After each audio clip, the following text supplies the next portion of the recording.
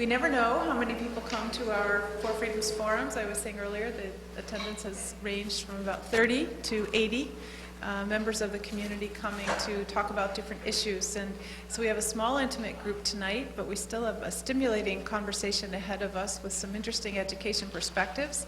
And we do tape these programs to have them available for the museum's website and be able to carry this conversation on beyond this evening. So we'll enjoy a cozy conversation. For those of you I haven't met, I'm Laurie Norton-Moffett, Director and CEO of the Norman Rockwell Museum. And the Four Freedoms Forums are intended as a town hall meeting where the community can come together in conversation around topics we'd like to learn more about and perhaps have many differences of opinion about, hopefully, so we can really model civil discourse around topics that have wide-ranging opinions. So I'd like to give a little background on the education system in the United States to set the stage and bring us forward to where we are today. But I did a little bit of research to pull all of this together, since education isn't my background, and learned that the first American schools in the 13 original colonies opened in the 17th century. And the Boston Latin School was founded in 1635 and is both the first public school and oldest existing school in the United States. The colonists tried at first to educate by the traditional English methods of family, church, community, and apprenticeship, with schools later becoming the key agent in socializing our communities. Initially, the rudiments of literacy and arithmetic were taught inside the family, assuming that the parents had these skills.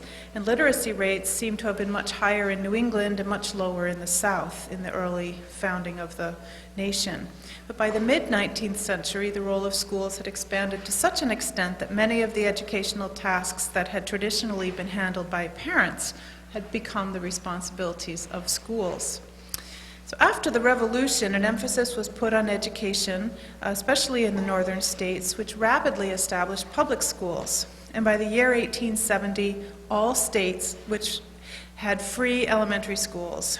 And the U.S. population had one of the highest literacy rates at the time in the world. Private academies flourished in towns across the country, but rural areas where most of the people lived had few schools before the 1880s. In 1821, Boston started the first public high school in the United States, and by the end of the 19th century, public secondary schools began to outnumber private schools. But the school system still remained largely private and unorganized until the 1840s, and public schools were always under local control, with no federal role and very little state role. And in the 1840 census, it indicated that of the 1.8 million girls between the ages of 5 and 15, and there were a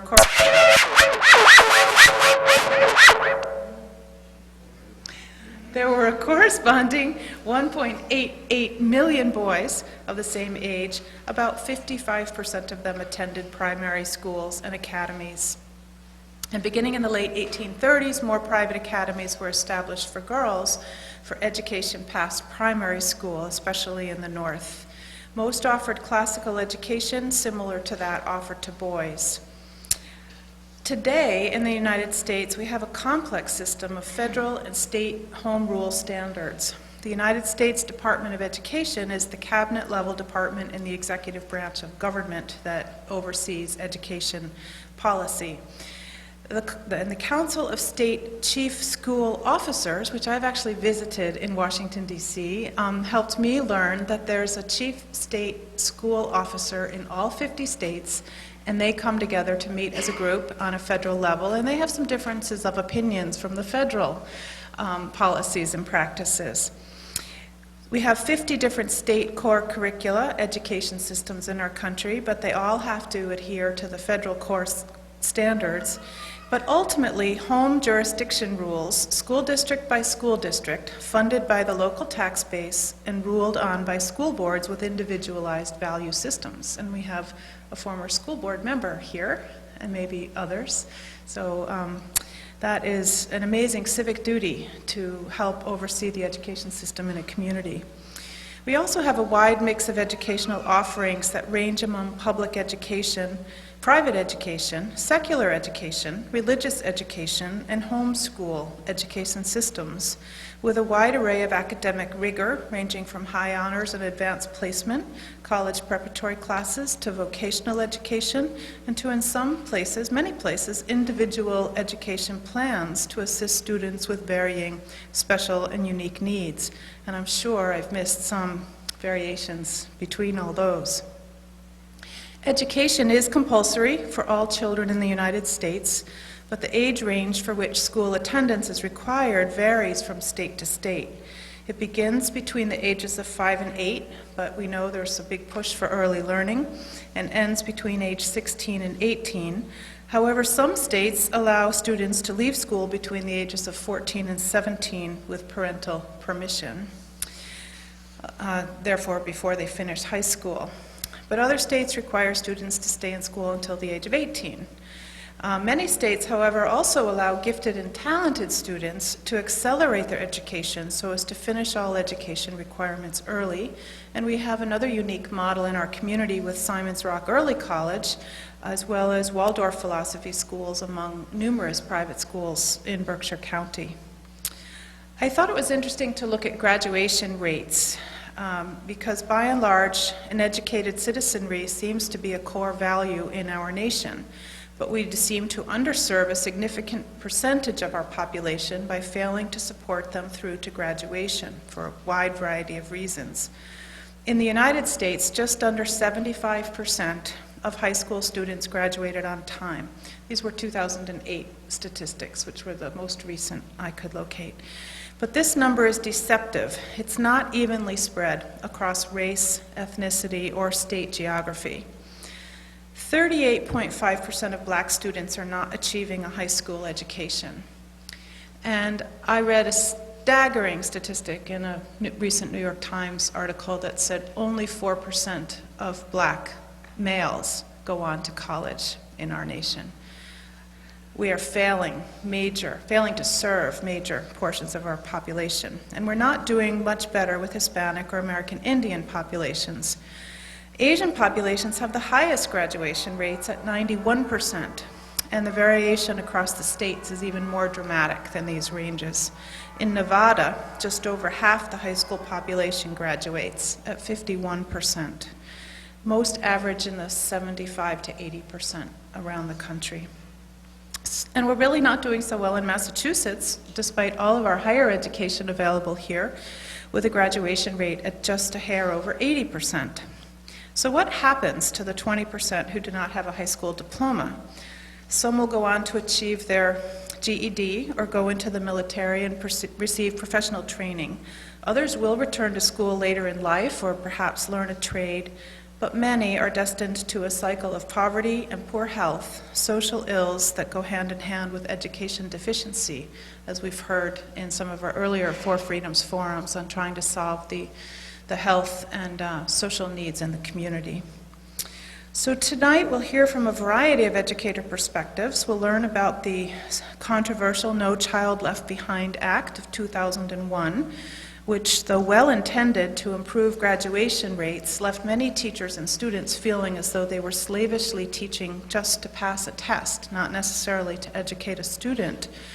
Recent changes in the Obama administration have created more flexibility for states to withdraw from the No Child Left Behind if it can be demonstrated that they have an educational system with equal rigor but greater flexibility.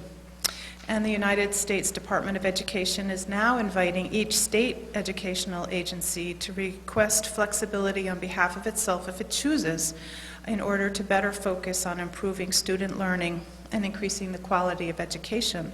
Massachusetts was recently approved to exempt itself from the No Child Left Behind Act. So how do we look at educating the citizen of the 21st century with the skills needed to be a global citizen?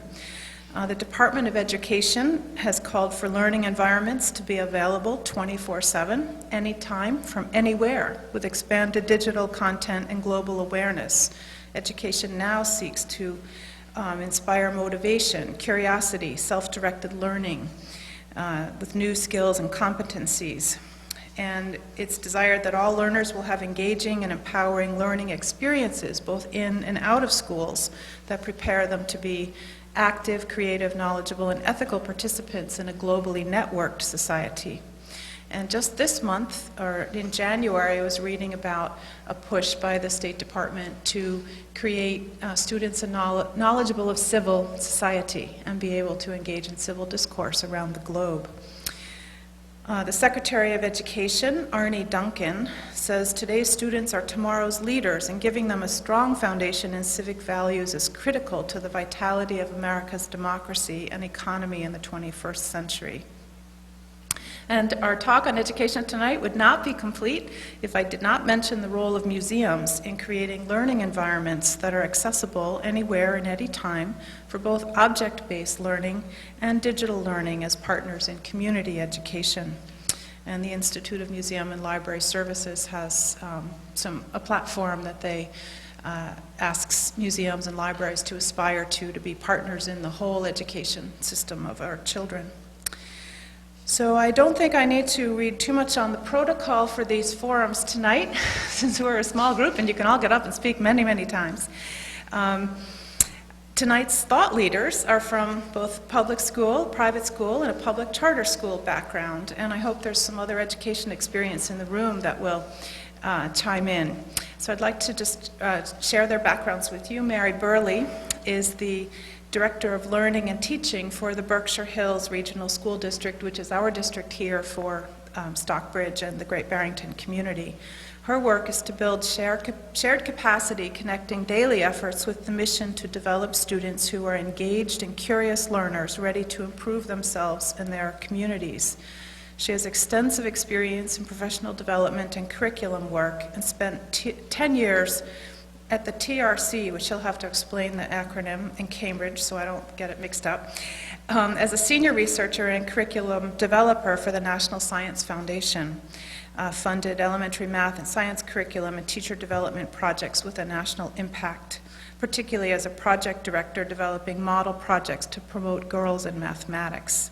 She's published and presented extensively on math learning, and has worked for the Collaborative for Education Services, teaching graduate courses and consulting for the Holyoke and Northampton Public Schools, and has also taught third grade, and is a graduate of Monument Mountain Regional High School, Harvard University, and the Harvard Graduate School of Education. And this most important, interesting fact about Mary, she founded the Berkshire Hills Unicycle Team 2 years ago and has taught over 50 students how to unicycle, which is just awesome.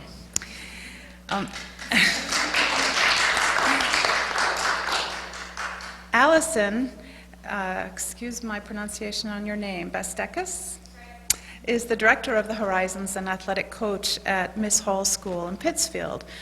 She was educated at the University of Vermont, her BA in education from there, and her position is guiding this Hallmark Miss Hall's program, which brings experiential learning into the community. And in fact, we benefit from the internship program here at Norman Rockwell Museum, as we have with Monument Mountain, actually, having students come and have experiential learning and hands-on learning with Tom Daly, our education curator. She brings extensive knowledge and experience teaching and mentoring girls, vast knowledge of the local community, and an infectious enthusiasm to her work. She works directly with All Horizons seniors as they navigate independent internships and works with nearly 70 sites in the community to support the experiences of Miss Hall students. In addition to working with the students, she also advises the freshwomen and many student-led clubs. Julia Bowen is the executive director of BART, which I believe is Berkshire Art and Technology. Yes, the charter school in North Adams. She has a background in business management as well as education, and has worked at the Monitor Group, an international consulting company headquartered in Boston, where she consulted to clients in the United States and Europe, serving on the management team. Prior to joining the founding of the BART Public Charter School, Ms. Bowen was a math teacher at Mount Greylock Regional High School. In addition to her work at BART, she serves on the boards of the Massachusetts Charter Public School Association, the Massachusetts Center for Charter Public School Excellence, and the Northern Berkshire United Way. She also serves on the Massachusetts Department of Elementary and Secondary Education's District Accountability and Assistance Advisory Committee and has a BA in mathematics from Dartmouth College. Got a lot of math expertise in the room tonight. So with that, I think we said Allison would speak first and share her thinking. And we're such a small group, if you'd like to pass the microphones around, we can also do that.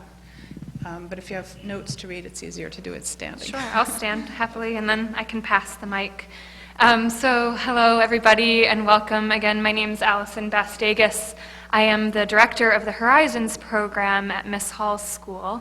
The Horizons program is an experiential ed and community service learning program, which is part of the larger college preparatory program at the all-girls independent school of Miss Hall's. So we're obviously a unique model in that we're an independent school, and so we don't have to adhere to state frameworks and other such testings.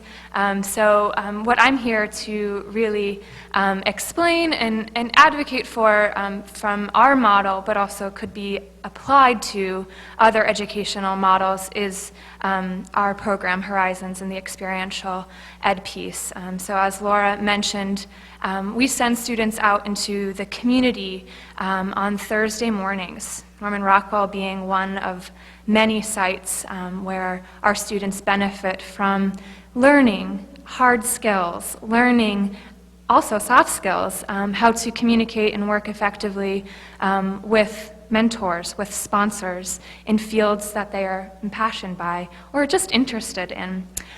Something we speak about often at Miss Hall's and in the experiential ed community is that our young people are information rich. They're connected, the internet. We just have to say that. There's so much information at their ready, but they're experientially poor. And so we really need to, as an educational community, think about how to better serve our students, our young people, in providing experiences that will help them apply their knowledge, their skills outside of the academic bubble into their future. So I know that there are a lot of fabulous programs, and certainly some of the colleagues here who will speak after me will speak to their experiential ed programs within their school systems. It really spans the county. I know in North County, Anne French is the service learning director there. BART, you certainly have an extensive program, and that is also happening here within the towns surrounding this fine museum. So we at Miss Hall's are standing by, of course, a strong college preparatory program, and we marry the entire growth of a student. We marry this experiential ed with the entire growth of our girl. So obviously, I too have a background in thinking about women's leadership and thinking about how best to educate and serve young women. So I hope through some of our conversations here today we can speak to those specificities and welcome questions surrounding any of that. And I'll leave the floor to our... Okay. I'm Mary Burley. I'm the Director of Learning and Teaching for the Berkshire Hills Regional School District in my first year in that role this year. And I understood the charge to be talking about education in the 21st century, so I'm going to tell you a little bit about what I think, and then afterwards I'm happy to respond to my ideas about testing and the current context. The reality is that 65% of the students who entered kindergarten this year will be doing jobs that don't exist yet. And so our charge is to teach kids to be ready to do things that we can't even imagine.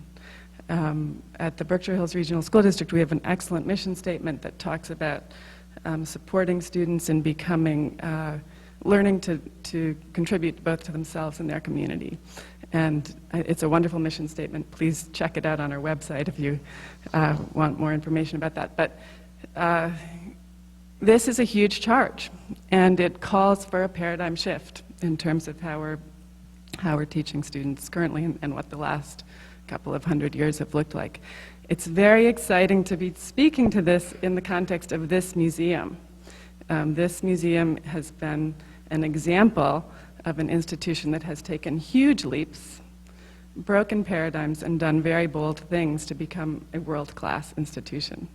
And I think about when I was a teenager, this museum existed in a little house on Main Street of Stockbridge, and the town was divided about whether things should progress as they were with slow incremental changes, or whether everyone might get up and move and build this glorious building. So I was an observer as my mother and Lori were out charging, but I think it's a very excellent example of what's possible when we think big, and this is what we're trying to do now in the Berkshire Hills Regional School District.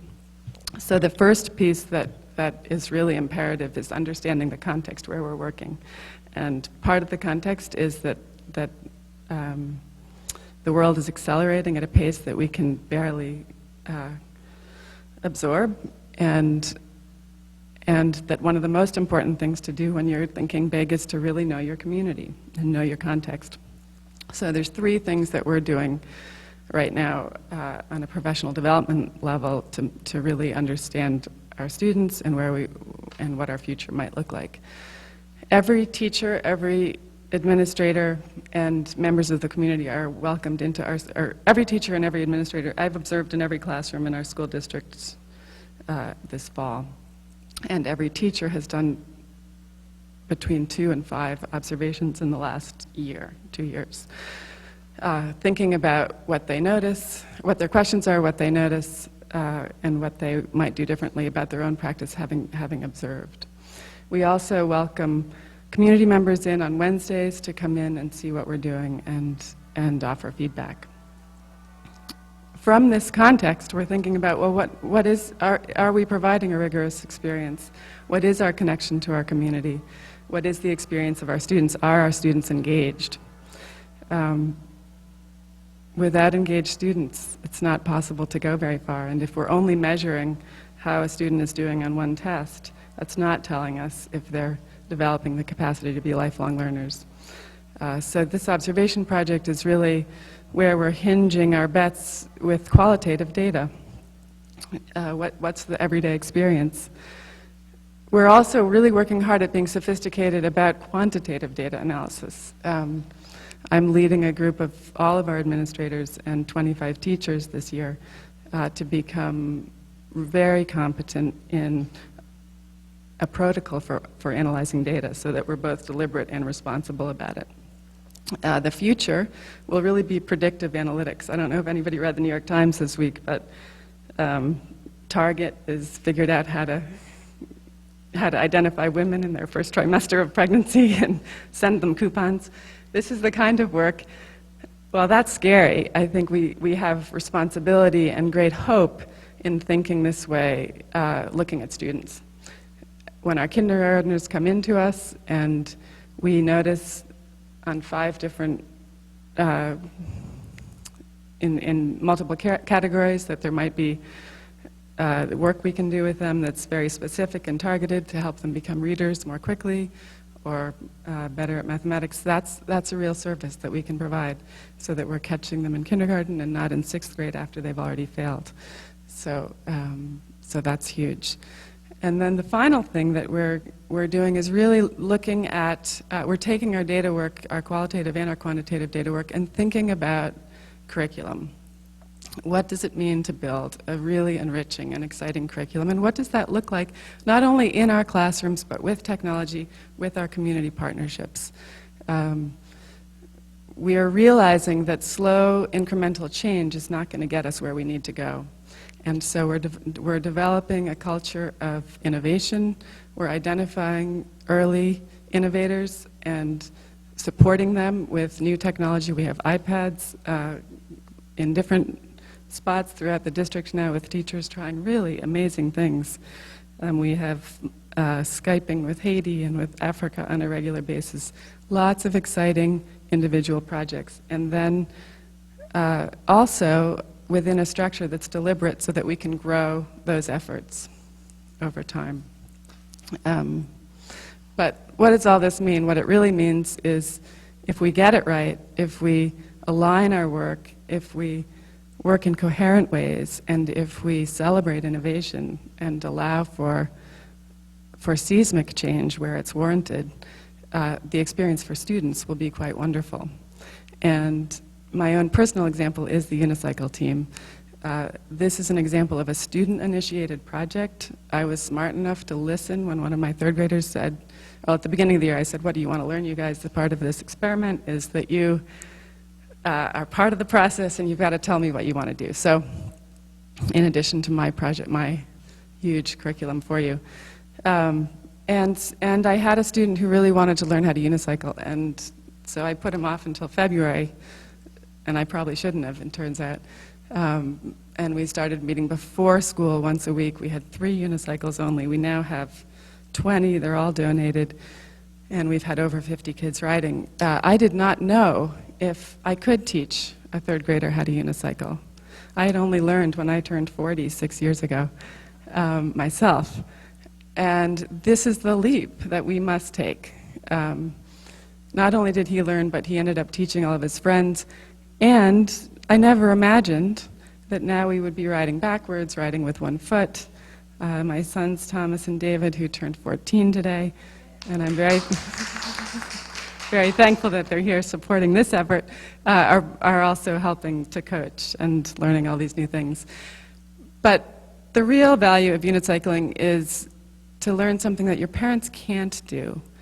You're proving to yourself that you can do something unexpected. And there's tremendous effort and focus that goes into it. And the reward of the effort is this incredibly joyful experience of being independent on a unicycle, but among friends, which brings us to collaboration.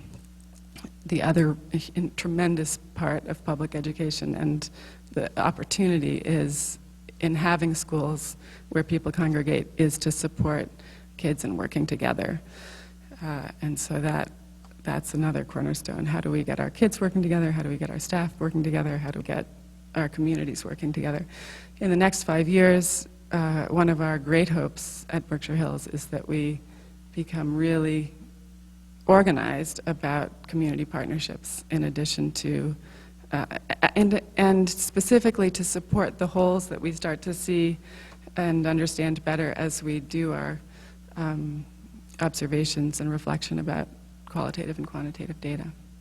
So that's a little bit all over the place, but I think it's a beginning. And thank you.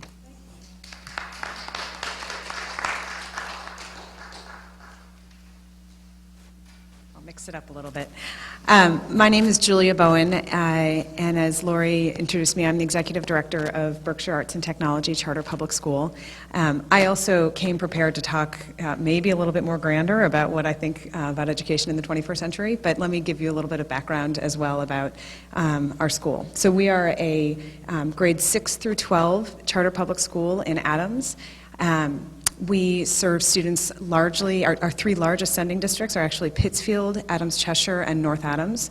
Our student population, it really runs the gamut from reflecting the population in those districts. I don't think demographics describe kids, but maybe as a whole they do. We do serve 60% of our kids are from low-income families. Somewhere between 20 and 25% each year are special ed students.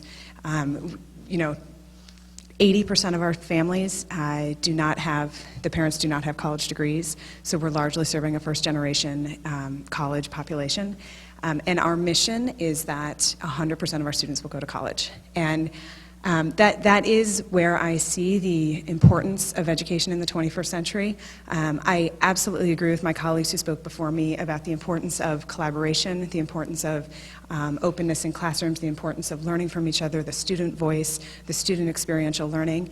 But what we really stand for is the belief that every student can get there. And as a charter school, we think the role that we play is providing an environment for students who might not have been successful in schools before us.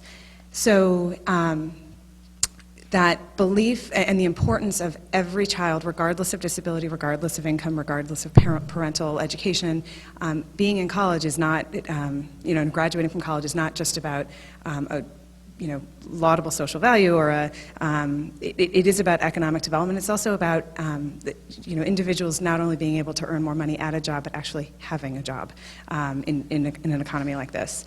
So our focus then is around how do we bring students in at whatever level they're at and ensure that that while they're with us, they are able to make the gains that they need to make to get to be accepted into college.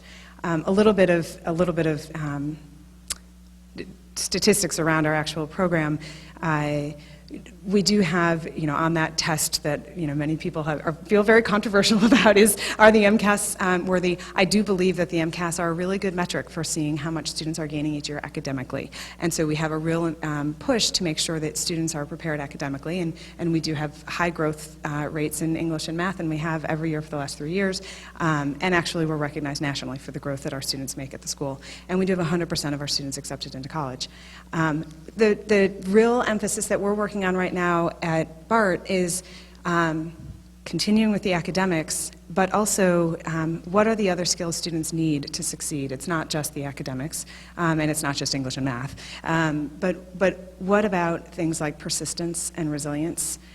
What about things, what kinds of skills are needed for civil discourse, respect, courteous, behavior, self-discipline, and how do we bake those into our core curriculum, and what other additional programs do we overlay on top of our curriculum to ensure that when our students graduate and go to college, they are not just academically prepared, but they're also prepared to deal with the financial challenges, the social challenges, the cultural challenges that many of our students are going to face, not just as, rural students maybe going to a city school, but first-generation students going to school where they don't have a family behind them that can help them interpret what they're experiencing on a college campus.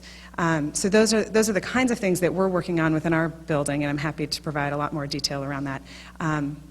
But with the number one goal that no matter what we need, students need to be able to access college, succeed in college, and that's important for our society, and that's important for our economy, for the discourse that we have, et cetera.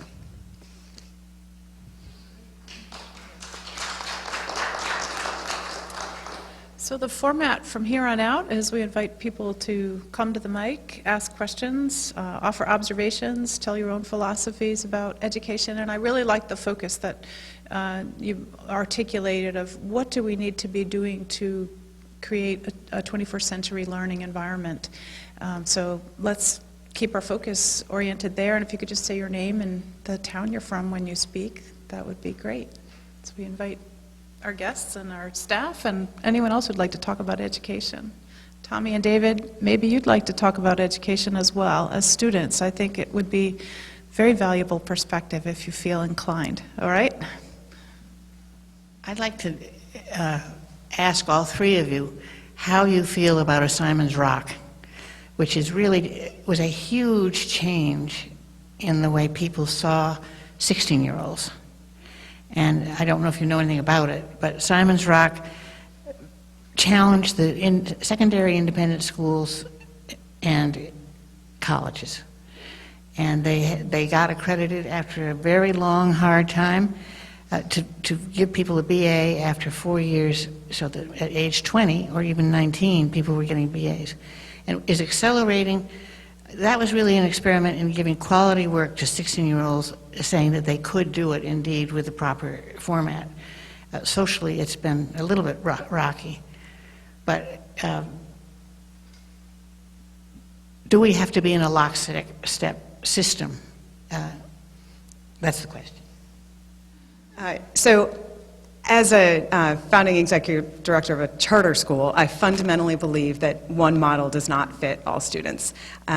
In fact, when Lori spoke earlier about the graduation rates and the graduating on time, I think that there is a prescribed, it's 4 years for high school. And what we find is, we have a student this year graduating a year early, and we've had students who've graduated a year late. And that not all students are prepared, for whatever set of reasons, to be there for 4 years. I actually don't know a deep amount about Simon's Rock, but I know it to be a different model to support students who have a different set of needs. And gifted students have a set of needs that we have to be attuned to in society. So I think choice is the most important thing, and that's how we're going to ensure that every student gets the education they need, is through choice. Just to piggyback on what you said, absolutely, there's no one model that needs to be instituted for difference in development, but I do believe personally that young people, if they are advancing academically, still need supports socially to ensure that they can be successful in whatever arena that is for them. And so if we are graduating our young people at a atypical age, we need to ensure that we are graduating them with skills that will make them healthy, responsible, and very aware young adults. And so I know that is a challenge. So I appreciate that question. I think you answered the question for yourself, but we've been very lucky to have Simon's Rock in this community. At Monument Mountain, we absolutely partner with Simon's Rock across the board, and we have students who take courses there. We also have changed our graduation requirements so that it's no longer an automatic 4-year experience at Monument Mountain, but some kids are graduating in 3 and others are graduating in 5, and we're really consciously, our goal is not the amount of time, but what are kids getting out of the experience, and are they ready for college, right? The social emotional piece with teenagers is extremely tricky, and one that requires a lot of thought, and in a landscape that is ever changing with technology, right? So we're also partnering with, at the Berkshire Hills, we're partnering with Simon's Rock staff to think about substance abuse and typical adolescent issues that regardless of where a student is on the academic spectrum, we need to support. So, but many choices, good. I have 2 questions that maybe someone can address. I'm interested in what you think of the core curriculum standards, and do they serve all children? If you have a student who's really interested in one dimension of learning and one area of study and not another, and they're just going gangbusters in one area and they're practically failing in another because they just simply aren't interested, how do we reconcile being a wholly educated person and sort of a liberal arts concept and well-rounded education with students who want to be very highly specialized? So I'll ask my next question later. We're actually quite excited about the core standards because compared to the Massachusetts frameworks, they're narrower. If you read the guidelines, they're really talking about students speaking well, writing well, thinking well across subject areas. Within that, there's quite a bit of flexibility for students to demonstrate their capacity. So we're moving away from one high-stakes test towards multiple performance tasks over time. And the curriculum will be less fragmented. The knee-jerk reaction to the old Massachusetts frameworks, and it wasn't the necessary reaction, but I think many administrators, teachers, families responded to the old frameworks with a menu of, oh, got that standard, got that standard, got that standard, and the education really did get fragmented. I spent a lot of the last 10 years trying to convince people that there were ways to meet the standards, the old standards, without fragmentation. I think the core curriculum is packaged better to support students in seeing, students and teachers and administrators in seeing how multidisciplinary approaches and supporting students' passion can play out in the context of a strong education. So, and we're very excited that Massachusetts has a waiver and we're able to move forward with some of our own independent thoughts. So. All right. So if I go off on different tracks, it's because this isn't a simple answer to what we're all trying to gather. And it's always, okay, thanks.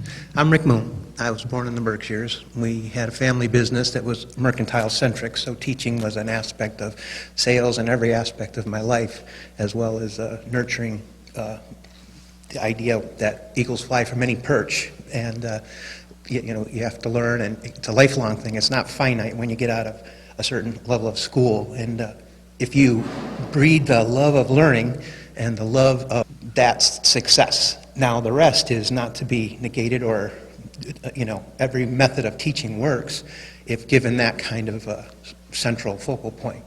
I work for, most recently, I'm unemployed now, but I work for Scholastic Publishing, and I was in charge of 800 school districts in New York State. And I didn't really know the core curriculum in New York State, but I found out quick. And nationally, we're really placed with children pre-K to middle school-ish, but we're weak on titles beyond that. But anyhow, dealing with the public school systems, the private school systems, the Catholic school systems, and the businesses of all of them, it was always a struggle to the people I met, titles, head reading coaches, curriculum coordinators, academic intervention specialists, usually assistant superintendents worked with the curriculum. They all had so much on their plate, they couldn't always hands-on act with the kids, so they relied on the teachers in the front line and the students, but they also had a gap of communication. And I'm not knocking, I'm just saying it's hard to get student-centric when you don't really know exactly as well as the people dealing with the kids every day, the family unit, what their support is. I was lucky to be born into a business for good and bad reasons, but from sweeping the floor to just learning who my family is. My grandfather started the business in 1926, and I tell you, you know, just watching by example, I struggled in school. I wanted to drop out. My mom actually encouraged me to stay in. And my dad said you could make it by jumping out. And so they were just both supportive in their own ways. My dad went to a school that's way closed called Cornwall Academy. And my mom went to Hood College. But through struggles and not trying to monopolize the time, I failed many times, and to the extent of wanting to drop out, and I wound up graduating from Williams College in 1992. And then I taught, during a winter study program, I taught second grade at the Williamstown Elementary School, and I taught fly fishing. I've always come from an educational point of view wherever I was placed. So in sales, you have your boss to answer to, but you really have to understand what's the block, what's the real block, not studying the future because we can't to tell what the jobs are, and who knows about Twittering and Googling and all that stuff. Back then, a certain length of time ago, nobody would understand it, and nor if we were talking about how to improve the Pony Express would they understand email. But we don't need to. We just need to keep inspiring the love of learning, seeing where the gaps are, and of course that's always social. It's always fun to see a play with your local high school. You can't go to every one, especially if you have more than one child in different events, and if you're a soccer parent or, you know, different sports, that's hard, especially in that arena where it's also has its struggles of teaching simple rules to the game, you know, like what is to raise a team player. I'm going to stop now. There's going to be too much more that will come out automatically, but. Oh, yeah, go ahead, Tommy. I'm Thomas and I'm from Stockbridge. But a lot of the biggest problems for students in the education system now is all of the social interactions that occur outside of school and inside of school, because I think on average, Mom told me a statistic, middle school and high school children have tons of media every day, over 10 hours of media. And so they can talk with people all day long. They can talk at breakfast to someone about the homework, and they can do the homework to an extent whenever and wherever they want because of the tools that they have at their disposal. They can, and the tools available to kids at this in education right now are far more varied than they ever were because of the internet and because of the way the internet is used. People can learn different languages at school, even if there isn't a person who can speak that language in the district, and people can talk with people in other countries or people from other countries that couldn't happen 10 or 15 years ago, 20 years ago. Like in Spanish class recently, we had a exchange student from Portugal come in and talk about the differences in culture and how going to other places really impacts your life. So there's far more potential for growth because of the way the technology is advancing so rapidly. So, yeah. So, good point. Let's see, where was I going?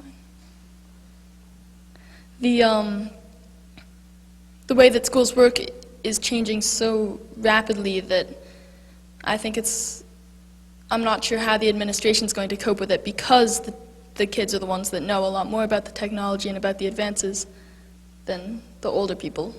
I kind of fall in between the older people and the younger people. I'm a digital native, okay? So I grew up with a lot of this technology, and I understand connectivity and what you were just speaking of, and so thank you for talking about it. I have been talking a lot with my colleagues. Some are from different generations, older generations than my own, and there's a lot of intimidation around all that you know and some of what I know. And I hope that people can just be okay with not having that knowledge base, but teachers and educators finding their way and being confident in their students' ability to engage in technology. So if I were a history teacher and I wanted to have my students create a documentary of sorts, but I don't know how to make a YouTube video, that shouldn't be a hurdle for myself as a history teacher. My students know how to make a YouTube video. They're experts in that field. But what they do need is guidance around the content and guidance around how to work with peers on that project. And so I think one of the biggest issues with our educators right now is there's an intimidation with that technology, and I just hope that we can all just be more comfortable with not knowing, but know that our students know and can create very easily. So, thank you. Thank you for speaking up. I think that you raised some really a number of important points. I wanted to say also one of the challenges for educators is because many students do know how to use these technologies, and I think schools are adapting and figuring out how to use them as well, but it is actually placing increasing importance on the interpersonal and social skills so that students know how to use them responsibly. And I think that is one of the challenges that we see locally, statewide, nationally, bullying, hate speech, et cetera, that it just makes it so easy and seemingly anonymous for students to use things irresponsibly. Not saying that's you, but I do think that places a real importance on administration and teachers to be comfortable with the technology as well as using it, teaching students how to use it responsibly. But I also wanted to highlight that specific the increase in technology of all sorts of kinds is actually one of the things that is driving a greater divide among socioeconomic classes, where students in the lower socioeconomic classes don't have access to that and aren't actually showing up on college campuses with the same, having grown up with internet-connected computer at home, so the same type of relaxed time to learn about things through the internet or whatever. And so that's actually creating a greater divide. And again, I feel like as schools, it's imperative on us to try to level the playing field, and especially support those lower income students to be able to have that same set of experience when they step onto a college campus. This is such a big topic. So a couple of things. I agree with everything that both of you said. In the Berkshire Hills District, we have a technology fund and are supporting anybody who doesn't have access to a computer at home, ways to get one, which is something that we believe really strongly in. The other thing that we have done recently, because we're talking about this and thinking about this all the time, is in the last 3 weeks, we've opened up our wireless network at school to any devices from the outside, which means that students can now bring their own technology from home to school. In addition, we have technology at school that we've bought and are sharing. So there's, over time, we're seeing technology available for everyone in multiple ways. And when I have the technology at home to make the YouTube video, I'll bring it into school and make it with my friends. And what this does is we're hoping, our big idea is that we're breaking down the barrier between home and school and community around technology, and knowing that the leaders are the students, and that our role is, as you were saying, to really support proactive and positive use of these amazing tools. And that is really the hard part right now. The conversation Tommy and David at our home is this passive use? Is it generative use? What are these hours that you're putting in going into, and what's the product? And this is a very, very big challenge for every family right now. We are completely out of our depth in terms of how quickly technology has advanced and what tools we have developed within our communities to support students and families. So, Tommy, good job for getting right to the core of one of the most important conversations in education today.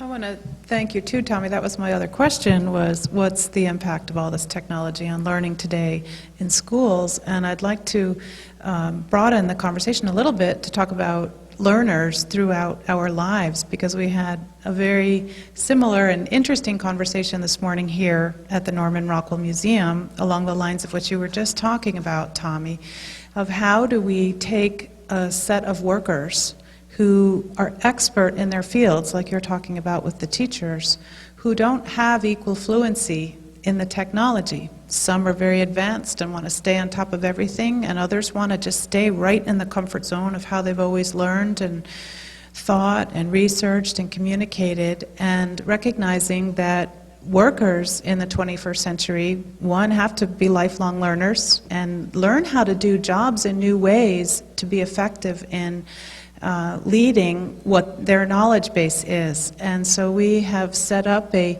year-long program of Tech Tip Tuesdays. And we're going to do spot half-hour convenings on a whole wide range of topics throughout the year. We haven't picked the time of day yet, probably before we open the museum. And for half an hour, invite whoever wants to learn about that topic to come. And it might be Tommy teaching them. It might be a digital native who knows how to do something, and on the other hand, they might learn something from a senior person who is really knowledgeable about a particular area of the museum, a research subject, or finances, or marketing, something they know a lot about. And we hope this peer-to-peer teaching will level our playing field as employees in the 21st century with a wide range of digital and technical skills, from the most advanced to beginners. So I think how schools are dealing with that, how society's dealing with that pace of change. We're seeing revolutions run on cell phones now around the world, and I think it's hard for any of us to anticipate where it's all going. One of the things that, as a senior citizen, I look at, and I'm perfectly happy to let the next generations help me figure out how to get my computer unstuck. And I really don't like the computer much. The one thing that I worry about from my vantage point is that people don't have much time to think, and that there's an awful lot of stuff all the time. And one of the things that I've cherished in my life is getting on my tractor and being unavailable and looking around me and thinking big thoughts. And I just don't see much room for that in this fast-paced learning curve. And so I think that schools somehow have to figure out how to use downtime, and I think Mary's unicycle thing is so wonderful in that these kids, all of a sudden, they figure out how to have balance, they're focused. Some of these kids are ADA and all that stuff or whatever, I don't know all the acronyms, but they're learning how to really focus and get all that other stuff out of their minds. If they don't, they crash. And that is, in many ways, it's an example to me of how to help people get away from the huge amount of information we're all dealing with all the time. And you look at these political races now and you say, golly, what is with these guys? You know, they're not tuned in to anything big. They're talking about things that don't make any sense. And so I think that is an element that I hope that educators somehow figure out how to give people time to think, whether you have a room that is blank or you have a clover field or you have a field full of alfalfa or whatever it is, time to think. And I just can't say it enough. That's one of the things Simon's Rock does do. Those kids use their brains. I've been involved there quite a lot, and they are allowed to use their brains, and they're asked to use their brains in a way that the computers, it's not feeding. I don't know now. I don't know that much now about it, but thinking is really an important part of who we are as a species. And you know, golly, our species is really we have ups and downs in our track record.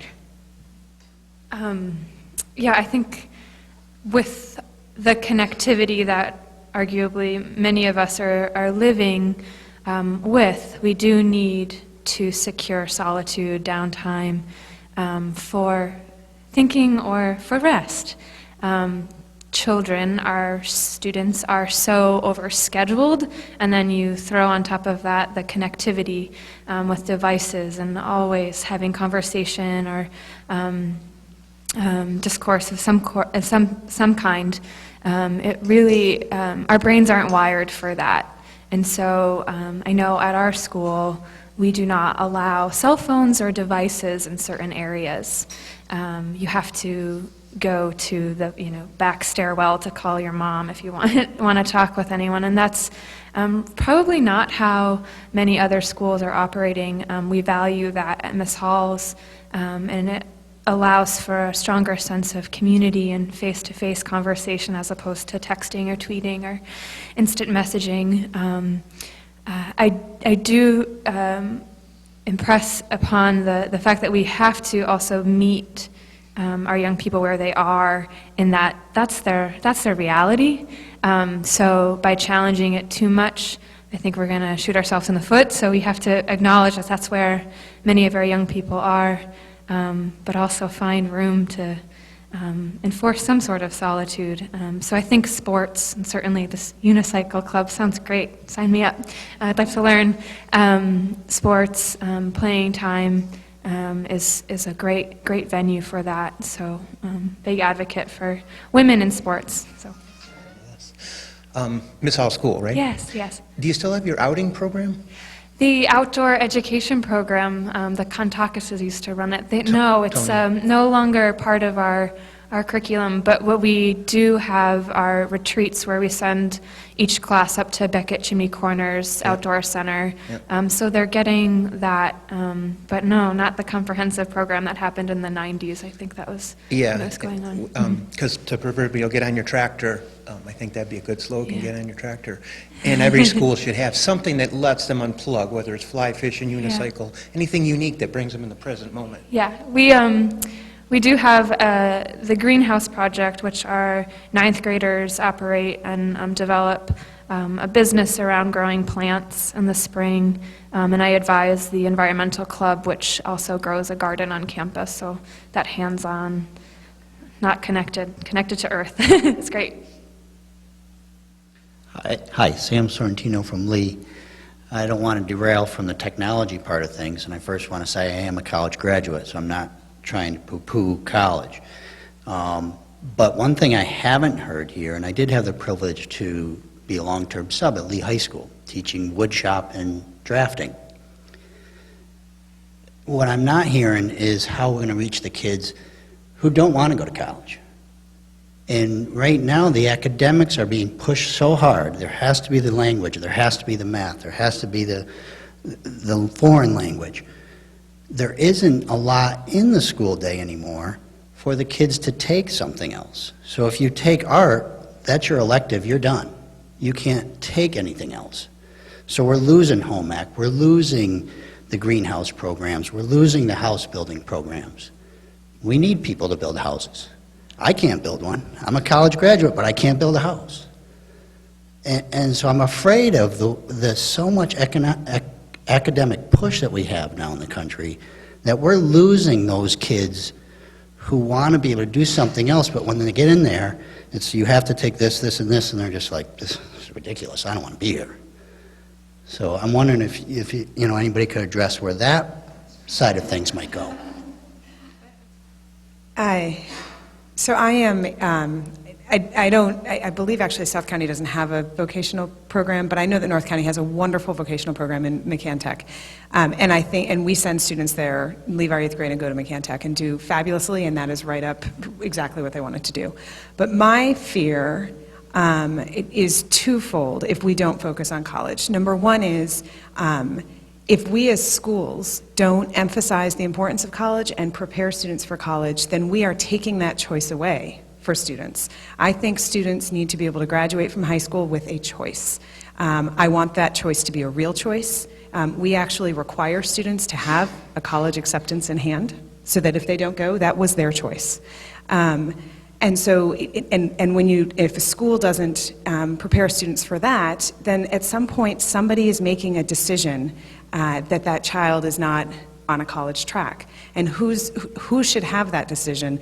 I don't think, with all due respect to the 14-year-olds, the newly minted 14-year-olds in the room, I don't think that that's a decision that adolescents should be making for themselves at that point. I think that they need to be gaining the academic experience to have that real option when they're 18.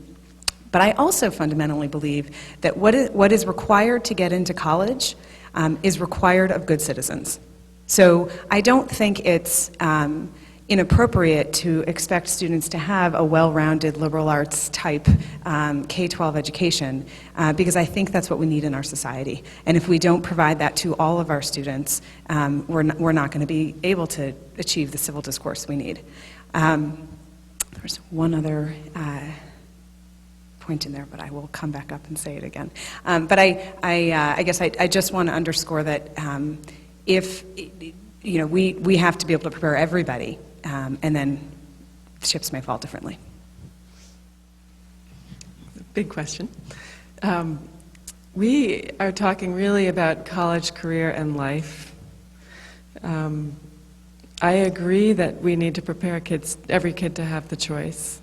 And I think the reframing of the question is, how do we support a wide range of learners, and so that they also have the choice to go on in vocational tech. And I think the internship and experiential ed, having very clear opportunities within the school to either choose courses that are more hands-on but still deeply intellectual versus less hands-on is one of those pieces. As we're looking right now very closely at our tracking, because currently we offer a standard at college level, an honors and an AP level class for a high school of 530 students.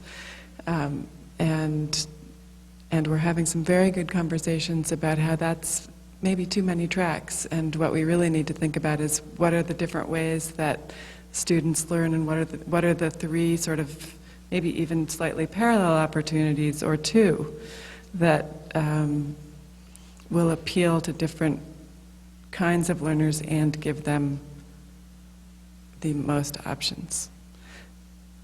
But there's no question that we need plumbers and electricians, and maybe college-educated plumbers and electricians and house builders going forward. And it's one of my big concerns as kids are spending 10 and 13 hours a day on screens and not taking engines apart. This is another one of our conversations at home. What are we losing in that mix?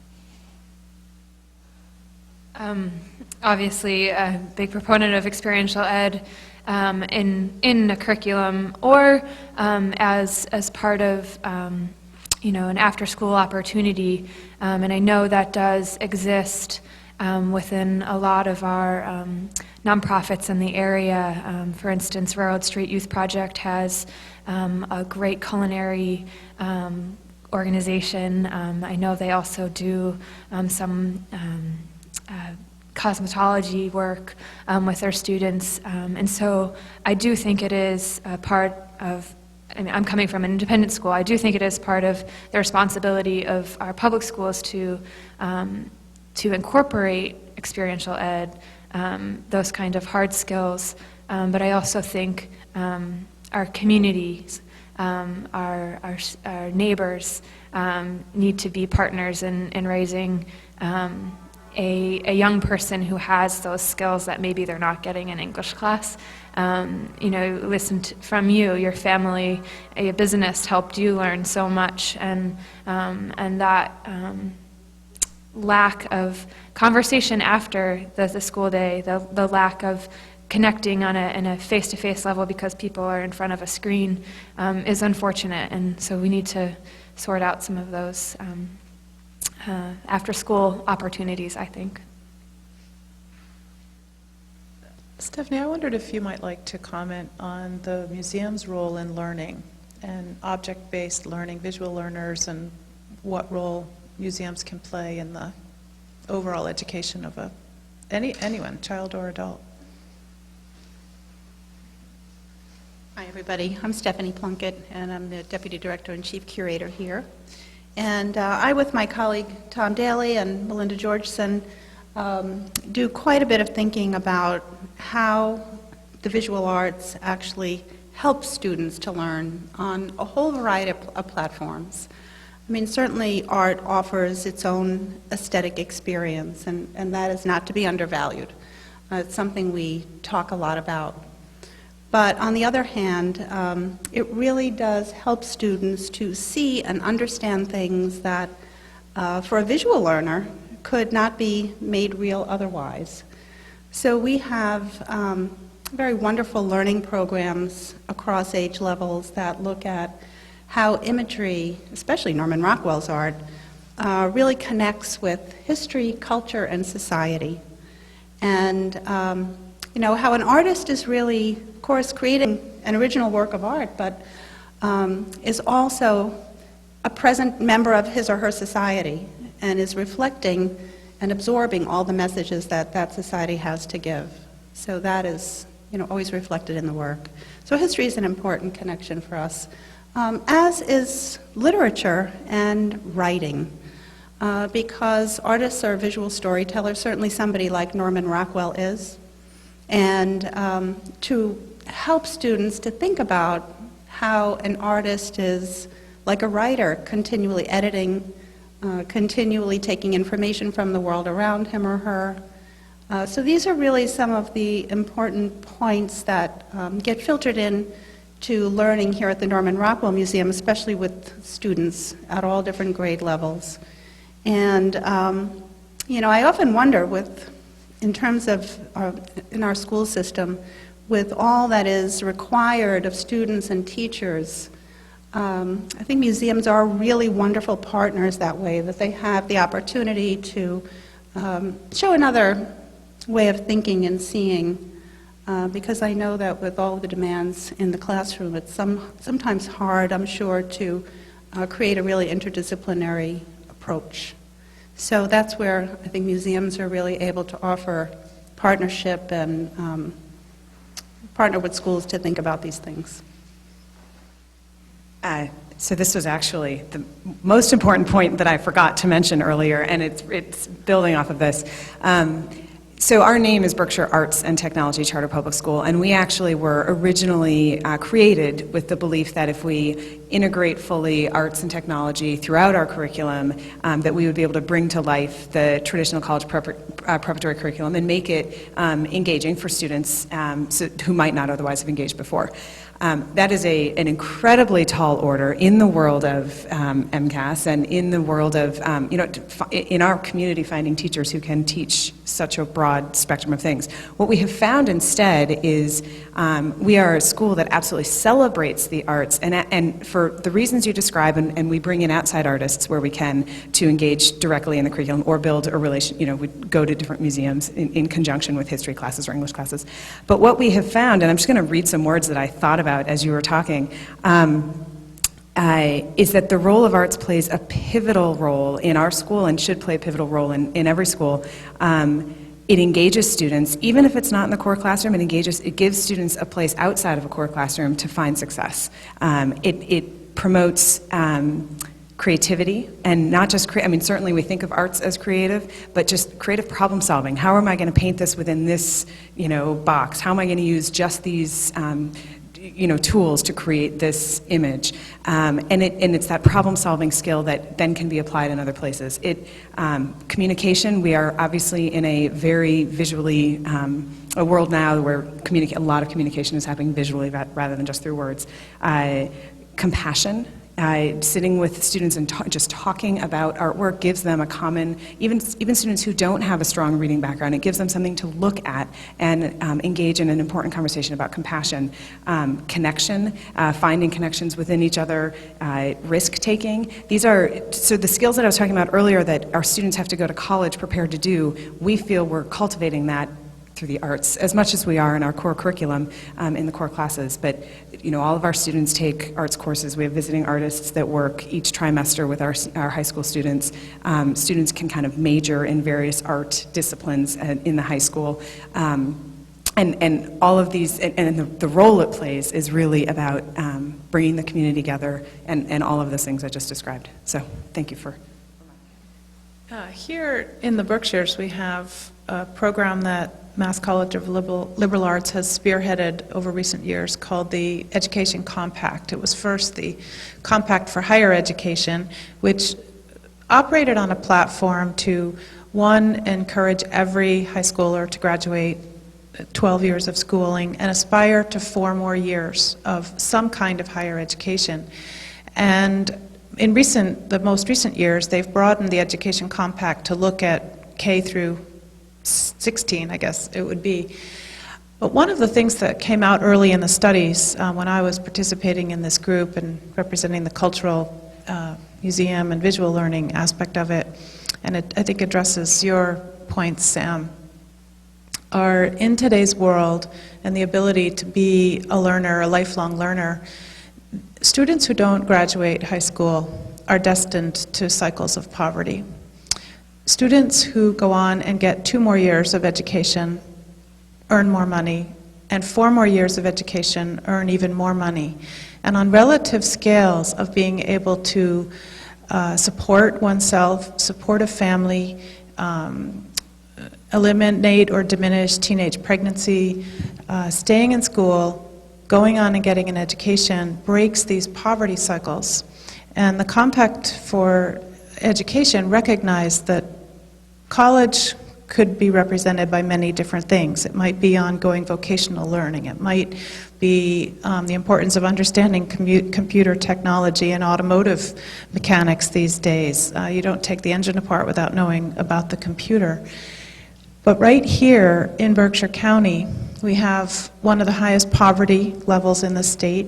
And this translates into some of the poorest health in the state and in the community. Despite an excellent healthcare system, we have people who can't afford good nutrition and good food, despite the fact that we have all kinds of locally grown and raised food. And these are some of the topics we addressed in our forums last year, the relationship of good health and the healthcare system to cycles of poverty, to access to good food, and now the importance of an education. And I think the program that we just read about happening in Pittsfield on trying to support reading so that by third grade, every child can be a proficient reader. The studies that they're linking to the ability to read by third grade is a good determiner of graduation levels staying on through 12, whether that's in 11 years or 13 years, but finishing a high school education and then going on to specialize in a wide range of higher education, which I think absolutely has to include access to vocational training and not always just a generalized liberal arts education. So I think the problems of society are so entwined that if we want to help heal and support a healthy life and a whole citizen in one arena of their lives, we have to support the education system and address how we're going to really help move education along. And that's my reminder that it's 5 minutes before the program closes. So I guess that's part of my thinking of why it's important that we support a strong swell of education right on through college or some kind of ongoing learning. Mary, did you want to address that? I'm just going to tell a story about what's happening in Berkshire Hills related to this. We have about a 40% of our students receiving free lunch, which is a high number. It's more than doubled in the last 3 years with the current economy. We also have a student garden that was initiated by students, and in the last couple of weeks, a group of juniors and seniors spoke in front of our school committee to make a case for a flash freezer that would make our school the local Southern Berkshire County center for farmers who want to freeze their food, freeze vegetables for winter use. And the idea is that we really want to start serving as much local produce as possible in our cafeteria. The fact that it's driven by students who are seeing and looking further out than many of the adults in the system right now is a wonderful thing. And from a discourse point of view, the students were bringing up this idea, talking about how they were going to write grants to bring money in. And Dick Coons, one of our school committee members, responded to them saying, well, this is great, it sounds like a great thing for the high school, but why aren't you thinking about this for our elementary students? Because if you really want to change habits and build a healthier Berkshire County, you've got to start there. So just a great example of discourse, and when things are really working well, what's possible in community partnerships and raising health and awareness overall. But this piece of making room in our schools for students to initiate, teachers to initiate, community members to initiate and drive change, I think is one of the central pieces that we need an engaged community, we need partnerships with community organizations, and we need to be ready to make great leaps of faith as we move into the future. Related to visual arts, reading is completely changing. We now have, on an iPad, you can read a book and get clues for meaning that are visual, get vocabulary instantly. In the next 5 years, how we teach reading is going to change dramatically. And partnerships with museums and people who really have that have been thinking about visual literacy for years and years will help inform a really dynamic and exciting shift. So anyway, it's very exciting. My name is Sandy Schilling, and I come here mostly as a parent of 5 children ranging from freshmen in high school down to 2 little girls who are in 2nd grade. And what I try to do as a parent in terms of encouraging my children to learn and to see and to experience and to spark that flame that the world is big and the world is huge, and you won't live long enough to see everything and do everything and experience everything, but if you stay open to it, then that gives you more opportunity to expand into whatever comes at you.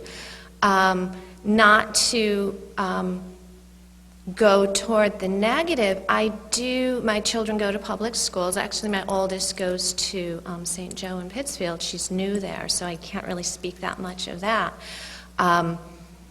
My kind of like challenge, and where I feel like my heart closes up a little bit in terms of parenting, is that I do feel that it's a struggle sometimes with the school, with the demands that are put on my children, even at the youngest of age. And I realize the importance of those demands. I realize that there's a reason for them.